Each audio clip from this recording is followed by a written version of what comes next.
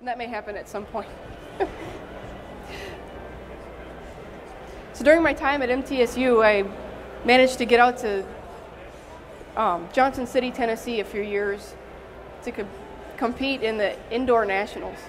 I'd been wanting to do this ever since I was a little kid, and again, the distance between Wisconsin and Tennessee was so great, we couldn't financially make it happen. But when I got to Tennessee, I thought, hey, you know what, I'm a 5-hour drive from this thing, I'm going. And so here's a couple of my models I built and brought the first year I went. They didn't win anything, but it was still a lot of fun to fly them.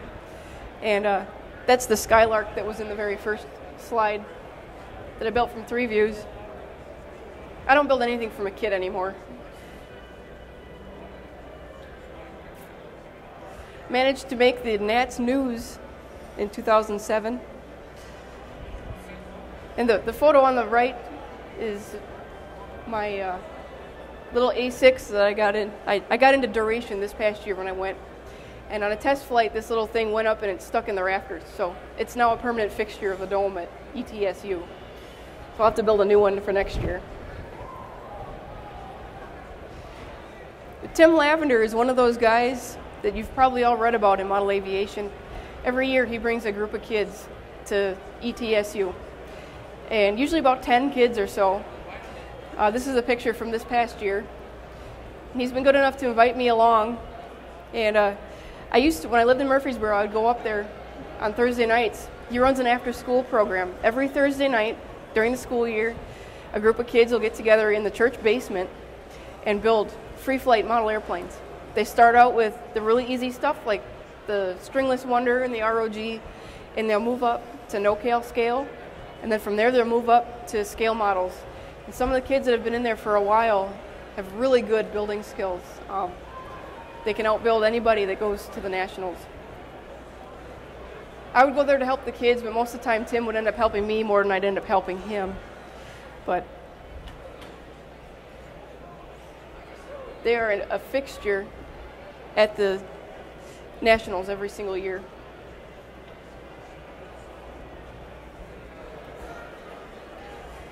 In 2008, I had been flight training for 2 years. Kind of wanted to get out in the real world and see what real corporate flying was all about. And just happened to run into an opportunity to become a corporate pilot flying a PC-12. And I was on call 24/7 for several months. I got to fly about 100 hours in the right seat of the PC-12. And it was a lot of fun. I really learned a lot. But the main problem I was so used to graduate school and working full-time, I couldn't sit in my apartment and just wait for the phone to ring. It drove me absolutely nuts. I had to do something. So where did I go? But back to modeling. Yet again, this time I went out to lunch with one of my good friends from the Middle Point RC Flyers up in Murfreesboro. And he said, you know, I've got the EAA chapter meeting tonight, why don't you come along? Because he was also a full-scale pilot as well. And I said, sure. And just doing the normal socializing, chit-chatting, I was talking to a gentleman who said, if you're looking for something to do, you need to go down and see Pete Karate. And I said, who's that? He said, he's the guy that runs Jabiru USA down in Shelbyville. They build light sport airplanes down there. He's always looking for test pilots. So the very next day, I put together a resume and a cover letter, and I drove down to Shelbyville Airport, which is about 25 miles from where I lived. And I walked in, and I said to Pete, I told him who I was and that I was looking for work, and he said, sure, we need a pilot. We need a flight instructor, and we need a test pilot. Can you start on Monday? And I said, sure. So I started out flying the Ariane Lightning, which is what you see here. It's, I looked at that and I said, I don't know if I can fly that. That looks so sleek and high performance and totally unlike anything I'd flown before. But I went out, that Monday I went out with Nick Otterback, who's basically the designer of the Lightning. And he taught me how to fly it over a period of about 5 hours of training it took to fly that.